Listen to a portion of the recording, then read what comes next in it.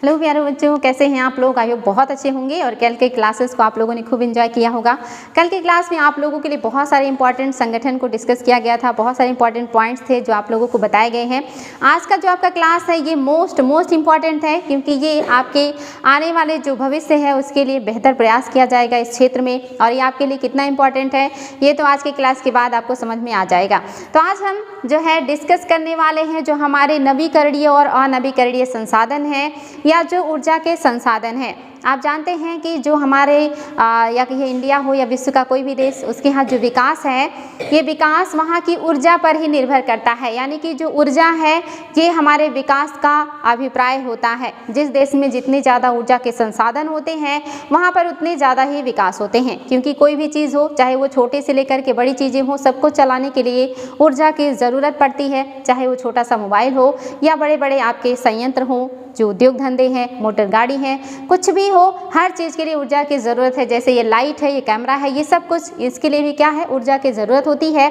तो जो ऊर्जा है ये विकास का अभिप्राय है, और अगर किसी देश का विकास करना है तो वहाँ पे ऊर्जा के संसाधनों का होना बहुत ज़रूरी है। और आपको पता है कि अभी तक जो विश्व है या जो ज़्यादातर हमारे ऊर्जा के संसाधन हैं ये अनवीकरणीय संसाधन होते हैं, यानी कि परंपरागत स्रोत से ही हम ऊर्जा का उपयोग करते हैं, जो कि आप जानते हैं समाप्त होने वाले ऊर्जा के स्रोत हैं। साथ ही ये पॉल्यूशन का एक बहुत बड़ा रीज़न भी बनते हैं। इसके अलावा ग्लोबल वार्मिंग का भी ये बहुत बड़े जो है एक तरीके से कहेंगे रीज़न बन रहे हैं, यानी कि हमारे लिए काफ़ी हानिकारक सिद्ध हो रहे हैं। साथ ही ये बहुत जल्दी ही समाप्त हो जाएंगे अगर इनका दोहन कम नहीं किया गया। इस तरह से आप देखेंगे जो हमारे अनवीकरणीय संसाधन हैं या जो परंपरागत स्रोत हैं, जिसमें आपके कोयला है, पेट्रोलियम है, प्राकृतिक गैस है, और ऐसे बहुत सारे जो स्रोत हैं जो जल्दी समाप्त हो जाते हैं या जो हमारे लिए उतना यूज़फुल या लाभदायक नहीं है। ज़्यादातर हमारी जो निर्भरता है ऐसे स्रोत पर ही है। लेकिन अभी हम बात करने लगे हैं नवीकरणीय संसाधनों का या अपरंपरागत ऊर्जा स्रोतों का, जिसमें आप जानते हैं कि सूर्य है या सौर ऊर्जा है, पवन ऊर्जा है, जल विद्युत ऊर्जा है, बायोमास ऊर्जा है, इसके अलावा ज्वारीय ऊर्जा है, भूतापीय ऊर्जा है। इस तरह के जो ऊर्जा है ये आपके नवीकरणीय संसाधन माने जाते हैं जो कभी समाप्त नहीं होने वाले हैं। साथ ही हमारे इन्वायरमेंट, हमारे सेहत और हमारे धरती के लिए भी बहुत अच्छे हैं। तो अब जो हम बात कर रहे हैं ये बात हमारी होगी नवीकरणीय संसाधनों पर, यानी कि जो कभी समाप्त नहीं होंगे और जो हमारे लिए काफ़ी फ़ायदेमंद है। तो आज हम इन्हीं सोर्सेज के बारे में बात करेंगे। ये सोर्सेज हमारे लिए कितना महत्वपूर्ण है ये आपको पता चली गया होगा कि ऊर्जा का जो हमारे जीवन में बहुत ज़्यादा महत्व है। अगर किसी देश में ऊर्जा के संसाधन पर्याप्त हैं, उपस्थित हैं और ये स्वच्छ हैं, अच्छे हैं, लाभप्रद हैं, तो वो देश बहुत ज़्यादा तरक्की करेगा। वहाँ पर जो विकास होगा वो सस्टेनेबल होगा। इसीलिए आपने देखा होगा पीछे के क्लास में हमने सतत विकास के लिए नवीकरणीय संसाधनों पर बहुत ज़्यादा जोर दिया है कि हमारे जो संसाधन हैं, जो ऊर्जा के स्रोत हैं, ये नवीकरणीय होने चाहिए, ये आपके प्राकृतिक होने चाहिए। तो जो आपके नवीकरणीय संसाधन है, जो सोर्स हैं, ये किसी भी पारितंत्र के लिए सतत विकास के लिए ज़रूरी है, चाहे वो कृषि हो, पारिस्थितिकी तंत्र हो, इन्वायरमेंट हो, लोगों का स्वास्थ्य हो या किसी भी तरह का विकास हो। तो आज का जो क्लास है बहुत इंपॉर्टेंट है। नवीकरणीय संसाधनों में आज हम बहुत सारी चीज़ें देखने वाले हैं, जैसे ऊर्जा के नवीकरणीय संसाधन। जो आपकी ऊर्जा के नवीकरणीय संसाधन है ये वे संसाधन हैं जो कभी खत्म नहीं होंगे या जो पर्यावरण प्रदूषण से मुक्त एवं अच्छे हैं, यानी कि जो कभी समाप्त ना हो, जिनका कभी क्षय ना हो, साथ ही जो पर्यावरण को प्रदूषण भी नहीं पहुंचाते हैं, ऐसे जो संसाधन होते हैं ये नवीकरणीय संसाधन होते हैं। ये नवीकरणीय ऊर्जा के प्रमुख स्रोत हैं, जैसे कि सौर ऊर्जा है, पवन ऊर्जा है, ज्वारीय ऊर्जा है, भूतापीय ऊर्जा है, बायोमास है। ये सभी आपके नवीकरणीय ऊर्जा के संसाधन हैं या कि स्रोत हैं। जीवाश्म ईंधनों के बढ़ते उपयोग से अनवीकरणीय संसाधनों का अभाव उत्पन्न हो रहा है, यानी कि बहुत ज़्यादा जीवाश्म ईंधनों का जो हम दोहन कर रहे हैं, इससे अनवीकरणीय जो हमारे सोर्सेज हैं ये समाप्त हो रहे हैं। साथ ही आप जानते हैं हमारे जितने भी अनवीकरणीय सोर्सेज हैं ये हमारे लिए काफ़ी हार्मफुल हैं, क्योंकि चाहे डीजल, पेट्रोल या आपका कोयला हो, इन सब के जो है जलाने से या इन सब के दहन से बहुत ही हानिकारक गैसों का उत्सर्जन होता है, और ख़ास करके सबसे ज़्यादा बड़ी मात्रा में यहाँ से कार्बन का उत्सर्जन होता है, जो ग्लोबल वार्मिंग के लिए सबसे ज़्यादा जिम्मेदार है। अन्य जो गैसेस है ये भी ग्लोबल वार्मिंग के साथ साथ आपके सेहत के लिए बहुत ज़्यादा हानिकारक होते हैं। ये वायु प्रदूषण और अन्य प्रदूषणों के लिए जिम्मेदार होते हैं। इसीलिए अब ज़्यादातर जो देश हैं इनका जो फोकस है ये आपकी नवीकरणीय संसाधनों की तरफ है या गैर परंपरागत स्रोतों की तरफ हो रहा है, जो कि काफ़ी अच्छा है। 2030 तक अभिप्रेरित राष्ट्रीय निर्धारित योगदान INDC, यानी कि मैंने आपको बताया था कि भारत ने अपनी INDC को निर्धारित किया है जलवायु परिवर्तन को कम करने के लिए, साथ ही सतत विकास के लिए INDC भारत ने बनाया है। और इस INDC में हमने ज़्यादातर जो फोकस किया है कि हम नवीकरणीय संसाधनों पर अपना ध्यान देंगे ताकि जो हमारा पर्यावरण है, हमारा जो धरती है, ये सुरक्षित रहे और ये संसाधन हमेशा उपलब्ध रहने वाले हैं, जो कभी समाप्त नहीं होंगे। तो इन पर निर्भरता हमारी काफ़ी अच्छी रहेगी। तो चलिए देख लेते हैं भारत ने अपनी INDC में क्या शामिल किया है। तो GDP की उत्सर्जन तीव्रता को 2005 के स्तर से 33 से 35% तक कम करना है। यानी कि हमारे GDP का जितना ज़्यादा जो है अनवीकरणीय संसाधनों से हम उत्सर्जन करते थे, उसमें हम 2005 के दर से कटौती करेंगे। लगभग जो है 33 से 35% की कटौती हम अपने GDP के अकॉर्डिंग जो है कम करेंगे, जो आने वाला समय है 2030 तक। नेक्स्ट जो हमारा INDC है, गैर जीवाश्मी ईंधन आधारित ऊर्जा स्रोतों से लगभग 40% संचयी स्थापित विद्युत क्षमता हासिल करने की, यानी कि गैर जीवाश्मी ईंधन यानी कि ऐसे ईंधन जो जीवाश्मों से ना हो बल्कि ये स्वच्छ तकनीक से हो, आपके नवीकरणीय संसाधनों से हो, ऐसी ऊर्जा का हम जो है सोर्सेज का डेवलपमेंट करेंगे, विकास करेंगे। और लगभग 40% जो हमारे ऊर्जा का सोर्सेज होगा वो निर्भर होगा नवीकरणीय संसाधनों पर। ऐसा भी हमने अपने INDC में शामिल किया है और ये हमारा आने वाले टाइम में लक्ष्य है कि 2030 तक हमारे जो टोटल ऊर्जा का उपभोग हो रहा है उसमें से 40% का ऊर्जा का उपभोग हम नवीकरणीय संसाधनों से करेंगे और इस क्षेत्र में हमने काम भी शुरू कर दिया है। आगे है वनों के रूप में 250 से लेकर के 300 करोड़ टन के कार्बन सिंक का सृजन किया जाएगा। ये भी हमारे INDC में शामिल है कि 250 से 300 करोड़ टन जो कार्बन है इसके सिंक हम तैयार करेंगे। कार्बन सिंक आप जानते हैं हमारे पेड़ पौधे होते हैं जो ग्रीन सिंक कहलाते हैं, और अगर जलीय क्षेत्रों में जो पादप हैं वे कार्बन का अवशोषण करते हैं तो वे ब्लू सिंक कहलाते हैं। तो हम ऐसे बहुत सारे वन या पेड़ पौधों को लगाएंगे जो कार्बन का अवशोषण करेंगे, कार्बन के सिंक के रूप में हमारे लिए बेहतर काम करने वाले हैं। और ये भी हमारे INDC में शामिल है कि 2030 तक हम 250 से 300 करोड़ टन का जो कार्बन है वो सिंक के रूप में बनाएंगे या इस्टेब्लिश करेंगे। 2014 की 32 गीगावाट की नवीकरणीय क्षमता से 2022 तक समग्र रूप से 175 गीगावाट तक हमने ले जाने का लक्ष्य रखा है। मैंने इसके पीछे की क्लास में बताया भी था कि पहले जो हमारा लक्ष्य था कि आने वाले समय में यानी कि 2010 और 14 में हमने डिसाइड किया था कि 2022 तक हम 32 गीगावाट जो ऊर्जा है ये नवीकरणीय संसाधनों से बनाएंगे, लेकिन अब हमने इसे बढ़ा करके 175 गीगावाट कर दिया है। और उस 175 गीगावाट में मैंने आप लोगों को बताया था कि 100 गीगावाट आपके जो हैं ये सौर ऊर्जा पे होंगे और आपका 60 गीगावाट जो था वो मैंने आपको बताया था कि ये आपका पवन ऊर्जा से होगा। और इसके अलावा मैंने ये भी बताया था कि 10 गीगावाट जो होगा ये आपका होगा जो है बायोमास पर, और इसके अलावा जो आपके 5 गीगावाट होंगे ये आपके हो जाएंगे जो है जल से। तो ये टोटल मिलाकर के 175 गीगावाट का हम उत्पादन करने वाले हैं नवीकरणीय संसाधनों से। ये हमारा लक्ष्य है, 2022 तक का लक्ष्य रखा गया है 175 गीगावाट का। और इसमें अलग अलग क्षेत्रों से हम कितना उत्पादन करेंगे ये भी मैंने आप लोगों को बता दिया है। तो ये भी हमारे INDC में शामिल है, ये आप देखेंगे काफ़ी इंपॉर्टेंट है। इसमें से यहाँ पे आपको दिया भी है कि 100 गीगावाट सौर ऊर्जा, 60 गीगावाट पवन ऊर्जा, 10 गीगावाट आपके बायोमास और 5 गीगावाट हम लघु जल विद्युत जो हमारे सोर्सेज हैं उनसे हम इस क्षमता को हासिल करेंगे। टोटल हमारा 175 गीगावाट का लक्ष्य है और इसी को हमने आगे बढ़ा करके 40% में तब्दील कर दिया है 2030 तक। उसके बाद हम उसको और भी बेहतर करने का प्रयास करेंगे। नेक्स्ट है आपका जल विद्युत। ये तो आपका है जो है एक तरीके से कहें नवीकरणीय संसाधन कौन कौन से हैं और हमने अपने INDC में क्या लक्ष्य रखा है। अब हम एक एक करके इन सारे नवीकरणीय संसाधनों को डिस्कस करेंगे कि हमारे पास कौन कौन से सोर्सेज हैं नवीकरणीय संसाधनों का और हम वहाँ से कितना बेहतर काम कर सकते हैं।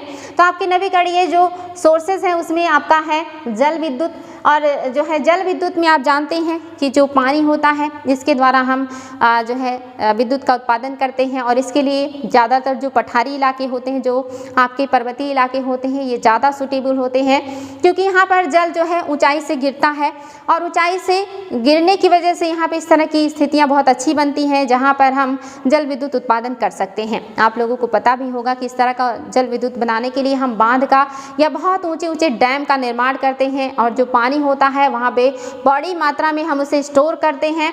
जब ये ऊंचाई काफ़ी बढ़ जाती है तो हम बहुत ऊंचाई से पानी को गिराते हैं और नीचे जो होता है वो टरबाइन लगा होता है, उस पर जितना तेज़ी से पानी का फ्लो आता है या गिरता है और वो टरबाइन जितना तेज़ी से घूमता है उतना ही ज़्यादा जल विद्युत का उत्पादन होता है।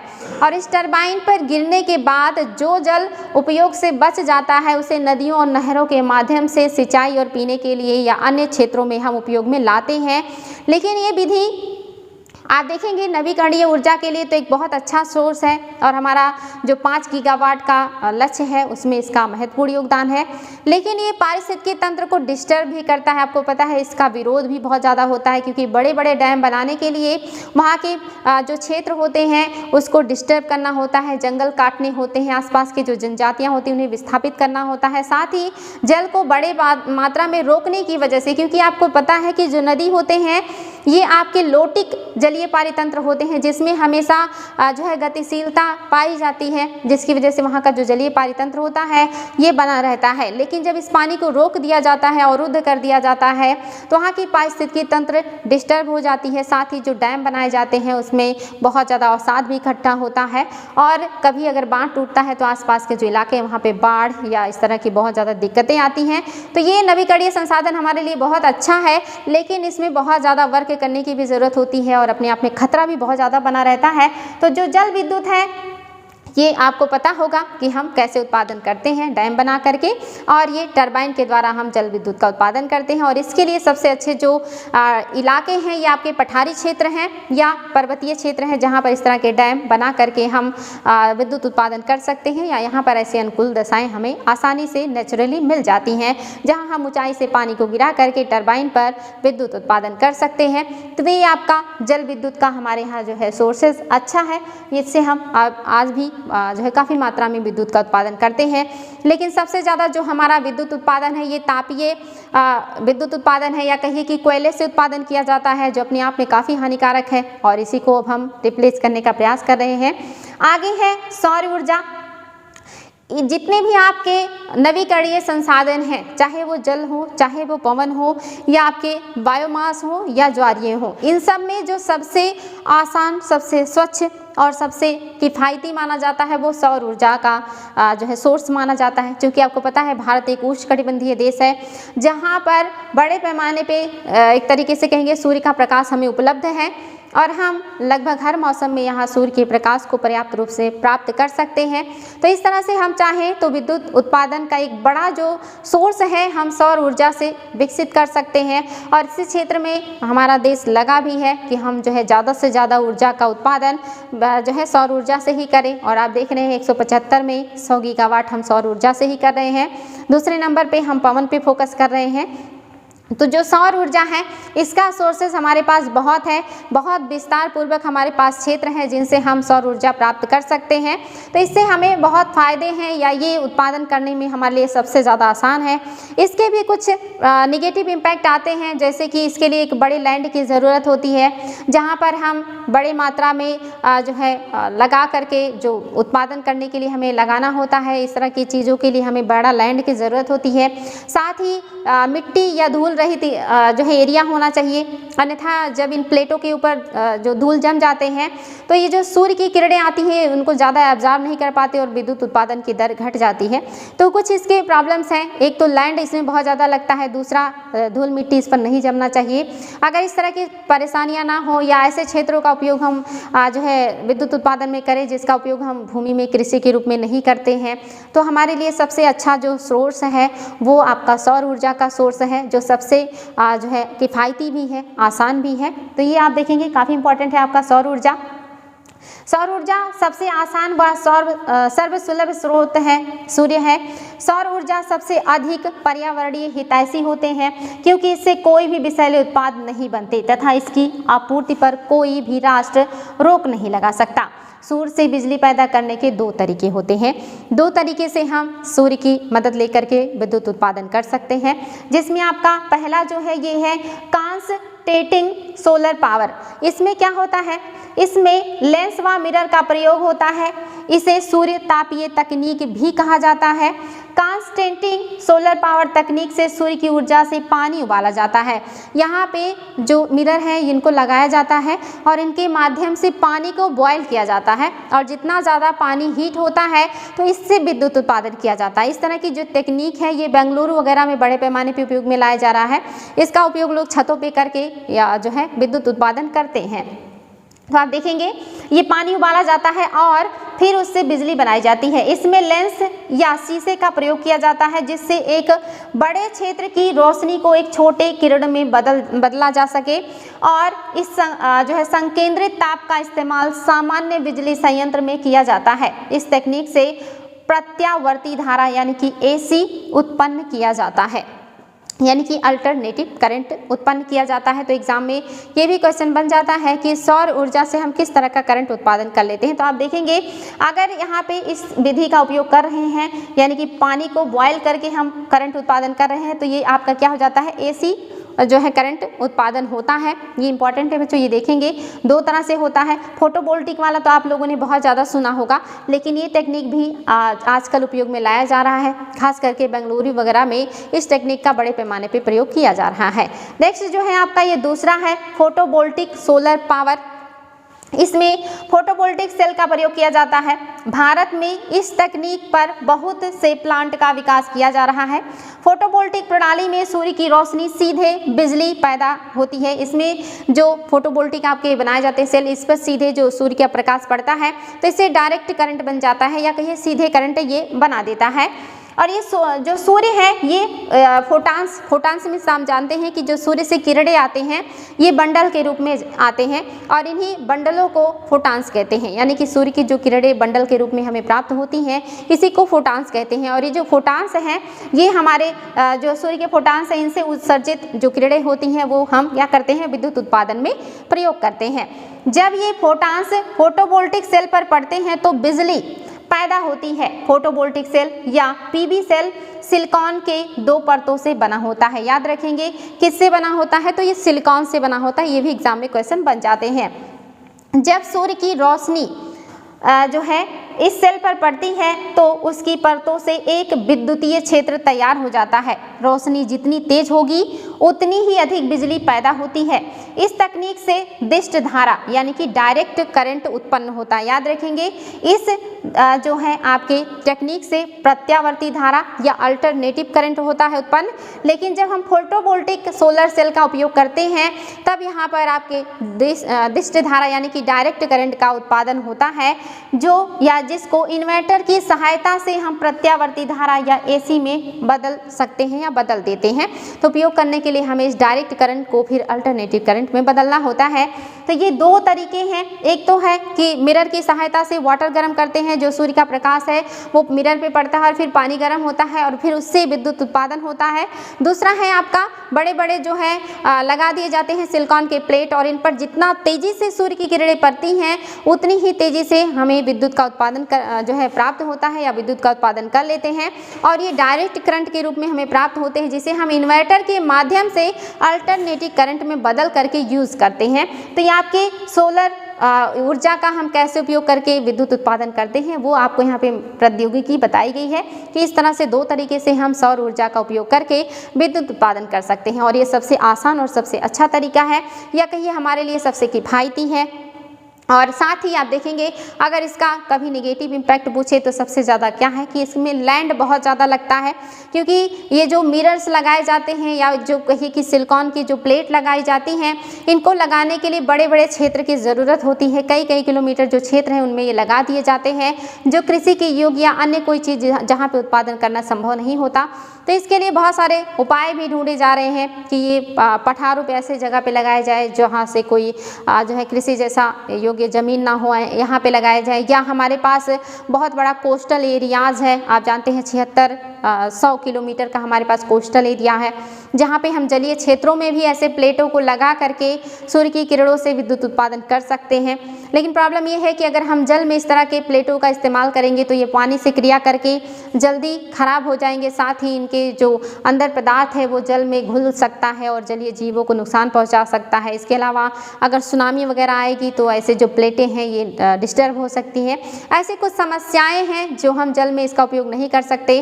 अन्यथा हमारे पास एक बहुत ही बड़ा जलीय क्षेत्र है जहाँ पर हम इस तरह के प्लेटों को लगा करके बड़े पैमाने पे सौर ऊर्जा का उत्पादन कर सकते हैं। तो आने वाले भविष्य में कुछ ना कुछ रास्ता तो निकाला ही जाएगा। फिलहाल हमारे पास सबसे अच्छा जो सोर्स है वो सूर्य है, जहां से हम सबसे ज़्यादा नवीकरणीय संसाधनों का उपयोग करके विद्युत उत्पादन कर सकते हैं। आगे है आप लोगों का सौर ऊर्जा का उपयोग। आजकल हम सौर ऊर्जा का उपयोग कहाँ कहाँ कर रहे हैं, तो ये काफ़ी इंपॉर्टेंट है, जिसमें आप देखेंगे सौर पैनलों द्वारा चालित कंप्यूटर, यानी कि सौर पैनलों का उपयोग करके जो हम ऊर्जा का उत्पादन करते हैं या विद्युत का उत्पादन करते हैं, इससे हम बड़े पैमाने पे कंप्यूटर को ऑपरेट कर सकते हैं और किया भी जा रहा है। नेक्स्ट है आपका जल उष्मन, यानी कि पानी को गर्म करने के लिए, बड़े पैमाने पे वाटर को गर्म करने के लिए भी हम सौर पैनलों का उपयोग करते हैं। इसके अलावा आप देखेंगे परिवहन में उपयोग, यानी कि जो हमारे यहाँ परिवहन है इनमें भी जो है सोलर जो पैनल है या उनके द्वारा जो चार्ज होने वाली बैटरीज़ हैं, ऐसे चीज़ों का उपयोग करके हम परिवहन में भी इसका उपयोग कर सकते हैं। इसके अलावा सोलर कुकर, आप जानते हैं भोजन बनाने के लिए सोलर कुकर का भी आजकल इस्तेमाल शुरू हो गया है। सूर्य की रोशनी से जो ऊर्जा हमें प्राप्त होती है उससे हम भोजन भी बनाने लगे हैं, जिसे सोलर कुकर कहा जाता है। इसके लिए हम सोलर कुकर का इस्तेमाल करते हैं। नेक्स्ट है आपका सौर उपकरण। इसके अलावा और भी बहुत सारे सौर उपकरण हैं, चाहे वो टार्च हो, मोबाइल चार्जर हो या अन्य लाइट के सोर्सेस हो। ये आप देखेंगे छोटे मोटे जितने भी लाइट के इस्तेमाल आजकल हो रहे हैं उन सब में इस तरह के सोलर का उपयोग किया जाता है। आजकल आप देखते हैं रोड पे जो लाइटें लगी रहती हैं वो भी सोलर से चलने लगे हैं। तो इस तरह से सोलर से चलने वाले बहुत सारे छोटे से लेकर के बड़े उपकरण आपको देखने को मिलेंगे, जहाँ पे हम सूर्य की रोशनी का इस्तेमाल करके विद्युत उत्पादन कर रहे हैं या विद्युत के रूप में इस्तेमाल कर रहे हैं। तो इंपॉर्टेंट है बच्चों, सौर उपकरण में आपके घर के टार्च से लेकर के बहुत सारे संसाधन जो हैं वो आजकल हम खुद भी इस्तेमाल कर रहे हैं। आगे है आप लोगों का कृत्रिम उपग्रहों में सौर ऊर्जा का उपयोग। जो हमारे कृत्रिम उपग्रह हैं, आपको पता है आयन मंडल में ही मानव द्वारा निर्मित जो कृत्रिम उपग्रह हैं वो लगाए जाते हैं, लेकिन आप जानते हैं कि उनको भी चलने के लिए बैटरी की या चार्ज की ज़रूरत होती है। तो ऐसी तो कोई बैटरी नहीं कि हम उसमें लगा दें और वो सालों साल या हमेशा चलता रहे। उनको भी चार्ज करने के लिए हमें ऊर्जा की ज़रूरत होती है।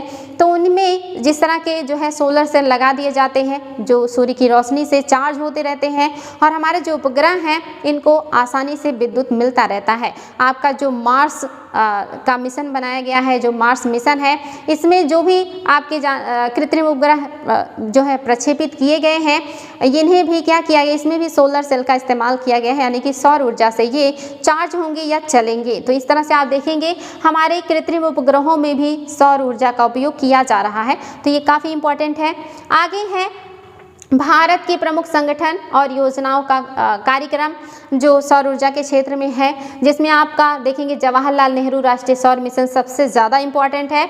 इसके तहत ही लक्ष्य रखा गया है कि हम आने वाले समय में या 2022 तक जो है 20 से 32 गीगावाट तक विद्युत उत्पादन करेंगे, लेकिन आपने देखा कि उसको बढ़ा करके अभी जो है 175 गीगावाट कर दिया गया है, जिसमें 100 गीगावाट जो विद्युत का उत्पादन है वो हम सौर ऊर्जा से करने वाले हैं। और एक इसके तहत किया गया है, तो जवाहरलाल जवाहरलाल नेहरू राष्ट्रीय सौर मिशन के तहत ही सौर की रोशनी से या सूर्य की रोशनी से 100 गीगावाट विद्युत का उत्पादन हम 2022 तक करने वाले हैं। ऐसा लक्ष्य हमने इस मिशन के तहत रखा है। नेक्स्ट है आपका पवन ऊर्जा, दूसरा सबसे ज़्यादा नवीकरणीय संसाधन के रूप में इस्तेमाल किया जाने वाला सोर्सेज जो हम कर रहे हैं। आप देखेंगे 175 गीगावाट में 60 गीगावाट जो हम विद्युत उत्पादन करेंगे वो पवन से करने वाले हैं। और जो पवन है ये भी हमारे यहाँ उपलब्ध है अच्छी मात्रा में। पवन ऊर्जा में आप देखेंगे भारत में पवन ऊर्जा उत्पादन के लिए उपयुक्त प्रदेश कौन कौन से हैं, तो जितने भी आपके तटीय राज्य हैं, 9 तटीय राज्य हैं, आप देखेंगे गुजरात, महाराष्ट्र, कर्नाटक, गोवा, केरल, आंध्र प्रदेश, तमिलनाडु, उड़ीसा, पश्चिम बंगाल, इन टोटल मिलाकर के आप देखेंगे 9 राज्य ऐसे हैं जो कोस्टल एरियाज रखते हैं, जिसमें से तमिलनाडु, आंध्र प्रदेश, गुजरात, कर्नाटक और केरल, यहाँ पे जो है आपके पवन ऊर्जा से विद्युत उत्पादन के लिए बहुत बढ़िया एरिया है या अच्छे सोर्स हमें प्राप्त हो जाते हैं। एशिया का सबसे बड़ा जो पवन ऊर्जा उत्पादन केंद्र है वो गुजरात के कच्छ जिले में बनाया गया है, मांडवी में। एशिया का सबसे बड़ा पवन फार्म तमिलनाडु के मुप्पन मंडल या कहिए मुप्पनन डल में किया गया है। महाराष्ट्र के सतारा में भी एक पवन ऊर्जा संयंत्र स्थापित किया गया है। तो इस तरह से पवन से उत्पादित करने वाले जो ऊर्जा के सोर्सेस हैं वो भी हम विकसित कर रहे हैं, डेवलप किया जा रहा है। इसके अलावा आप देखेंगे राष्ट्रीय पवन ऊर्जा संस्थान भी बनाया गया है। राष्ट्रीय पवन ऊर्जा संस्थान की स्थापना 1998 में एक स्वायत्त संस्था के रूप में किया गया है। इंपॉर्टेंट है, एग्जाम में आ सकता है कि राष्ट्रीय पवन ऊर्जा संस्थान की स्थापना कब किया गया है। ये स्थापना 1998 में एक स्वायत्त संस्था के रूप में किया गया है। और ये आप देखेंगे नवीन और नवीकरणीय ऊर्जा मंत्रालय के अधीन जो है ये बनाया गया है। तमिलनाडु के चेन्नई शहर में इसकी स्थापना की गई है, ये भी याद रखेंगे। ये है कहाँ पे, तो तमिलनाडु के चेन्नई शहर में इसकी स्थापना की गई है।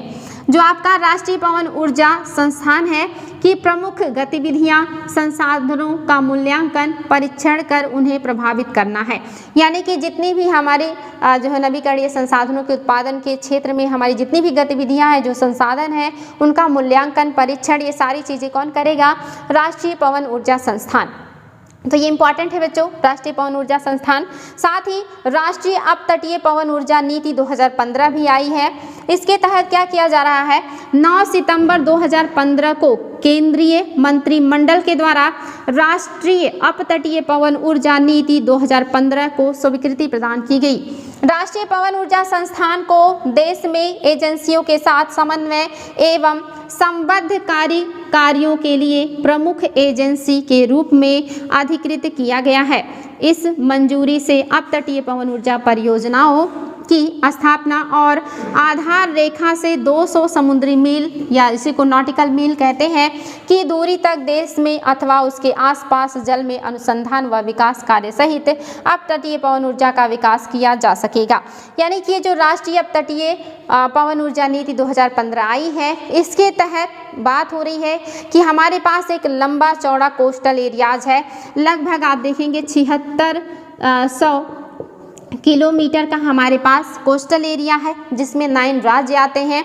और इस कोस्टल एरिया में आप जानते हैं कि जो भारत का दक्षिणी एरिया है या ये मोस्टली क्या है, जल के पास है, या कहीं इधर आपका अरब सागर है और आपका देखेंगे दूसरी तरफ है अरब सागर और इधर है आपका बंगाल की खाड़ी और यहाँ पे है आपका हिंद महासागर। ये 3 तरफ से अलग अलग जलीय क्षेत्रों से घिरा है। और इस जलीय क्षेत्र में आप देखेंगे 200 नॉटिकल मील तक आपका जो एरिया है, इस पर भारत अपना कोई भी काम कर सकता है। 200 नॉटिकल मील में आसानी से ये पवन चक्कियों को लगा करके जो है वायु का या कहिए कि वायु के द्वारा पवन ऊर्जा का उत्पादन कर सकता है। और आप जानते हैं पवन ऊर्जा का उत्पादन करने के लिए बहुत ऊंचे ऊंचे खंभे लगाए जाते हैं और उन खंभों में लंबी लंबी पत्तियां लगाई जाती हैं और ये हवा के वेग से घूमती रहती हैं। जितनी तेज हवा इनको मिलता है उतनी तेजी से ये जो पत्तियां होती हैं ये घूमती रहती हैं और जितना तेजी से घूमती हैं नीचे इनमें जो है टरबाइन के द्वारा जो घुमाया जाता है, साथ ही उनके घूमने से जो विद्युत उत्पादन होता है उसको हम संग्रहित करते रहते हैं और इस तरह से हमें पवन से बड़े मात्रा में ऊर्जा मिल जाता है। और ये जो खंभे होते हैं आप देखेंगे काफ़ी ऊंचाई तक होते हैं, कई कई मीटर के ऊंचे होते हैं और इनमें बहुत बड़ी बड़ी पत्तियां इस तरह से लगी होती हैं और यही जो है हवा के संपर्क में आने पर घूमती रहती हैं। और इस तरह के जो आप देखेंगे खंभे या जो पवन चक्कियाँ हैं ये समुद्री एरिया में भी लगाए जाते हैं, साथ ही पर्वतीय और पठारी इलाकों में भी लगाए जाते हैं, क्योंकि आप जानते हैं कि जो हवा है एक ऊंचाई के बाद उसमें कोई अवरोध नहीं होता तो बहुत तेज़ी से और निरंतर चलता रहता है। तो ये काफ़ी ऊंचे बनाए जाते हैं ताकि इन्हें कोई भी अवरोध ना मिले और ये हवा के निरंतर संपर्क में रहे। साथ ही आप जानते हैं समुद्र के किनारे जो समुद्री लहरें आते हैं, लहरें आने की वजह से भी यहाँ पर बड़े पैमाने पे हवा हमेशा चलती रहती है, हमेशा आती रहती है, क्योंकि समुद्रों के ऊपर कोई भी अवरोध नहीं होता, जहाँ पर वायु निरंतर गतिशील रहती है और तेज़ रहती है और इन हवाओं को समुद्र के तटीय इलाकों में फील किया जाता है। और अगर ऐसे इलाकों में समुद्र के अंदर जो 200 मील नॉटिकल हमारे पास है उनमें अगर हम ऐसे बड़े बड़े पवन जो है खंभों को लगा करके विद्युत उत्पादन करें तो बड़े पैमाने पे हम पवन ऊर्जा का उत्पादन कर सकते हैं। और इसकी संभावनाएं आप देखेंगे गुजरात, महाराष्ट्र, तमिलनाडु, आंध्र प्रदेश, कर्नाटक, केरल इन सभी जगहों पर है। यहाँ पर हम बड़े पैमाने पे इस तरह के जो संयंत्र हैं इनका इस्तेमाल करके पवन ऊर्जा से विद्युत उत्पादन कर सकते हैं। साथ ही हमारे पास बड़ा पठारी इलाका है जहाँ पे हम ऊंचाई तक खंभों को लगा करके जो है पवन ऊर्जा का उत्पादन कर सकते हैं। तो ये भी अपने आप में काफ़ी अच्छा सोर्स है, नवीकरणीय अच्छा संसाधन है जो कभी समाप्त नहीं होगा और जो हमारे पर्यावरण के लिए काफ़ी हितैषी है। तो इस तरह से आप देखेंगे बच्चों आज हम लोगों ने जल विद्युत उत्पादन पर जो है डिस्कस किया, साथ ही हमने सौर ऊर्जा से प्राप्त होने वाले विद्युत का भी डिस्कशन किया। इसके अलावा हमने पवन से कैसे विद्युत उत्पादन करेंगे और किस तरह की हमारे पास संभावनाएं हैं हमने उस पर भी डिस्कस किया है। लेकिन आने वाले क्लासेस या नेक्स्ट डे हम लोग देखेंगे हम बायोमास से कैसे उत्पादन करेंगे, हमारे जो ज्वारीय ऊर्जा है उससे हम कैसे नवीकरणीय ऊर्जा का उत्पादन कर सकते हैं, या हमारे पास और कौन से सोर्सेज हैं जिनसे हम नवीकरणीय ऊर्जा का उत्पादन कर सकते हैं। तो इसको भी हम आगे डिस्कस करेंगे। जो आज मैंने आपको बताया इस पर ध्यान दीजिएगा, इसको थोड़ा नोट कीजिएगा। जो भी इंपॉर्टेंट पॉइंट्स आप लोगों को बताए गए हैं कि आपके एग्ज़ाम के दृष्टिकोण से काफ़ी इंपॉर्टेंट है, क्योंकि हमारा जो आने वाला भविष्य है ये इन्हीं नवीकरणीय संसाधनों पर टिका हुआ है। इसलिए भी कि जो आने वाला भविष्य है इसमें आपके जो अनवीकरणीय संसाधन है ये काफ़ी हद तक कम हो जाएंगे। और दूसरा, अगर हमें ग्लोबल वार्मिंग कम करना है, हमें पॉल्यूशन कम करना है और सभी को ऊर्जा मुहैया कराना है तो हमें अनवीकरणीय संसाधनों से दूर होना होगा और साथ ही जो हमारे नवीकरणीय संसाधन है इन पर हमें अपनी निर्भरता बढ़ानी होगी। तो आने वाला जो हमारा भविष्य होगा ये नवीकरणीय संसाधनों पर ही जो है आश्रित होगा और जिस देश में जितने ज़्यादा नवीकरणीय संसाधनों का विकास होगा वो देश उतना ही ज़्यादा डेवलप होगा, क्योंकि किसी भी देश के विकास के लिए ऊर्जा सबसे महत्वपूर्ण साधन है और जिस देश में संसाधनों का भरपूर उपयोग होगा या विकास होगा वही देश आगे जो है विकास करेगा या विकसित होगा या वही महाशक्ति बनेगा। तो जो ऊर्जा है ये कितना इंपॉर्टेंट है थोड़ा बहुत समझ में आया होगा। जो थोड़ी चीज़ें बची हैं उसे हम कल के क्लास में डिस्कस करेंगे। तो आज के लिए रहने देते हैं, कल फिर मिलेंगे जो बचे हुए पॉइंट्स हैं उनके साथ। आज के लिए इतना ही बच्चों, थैंक यू।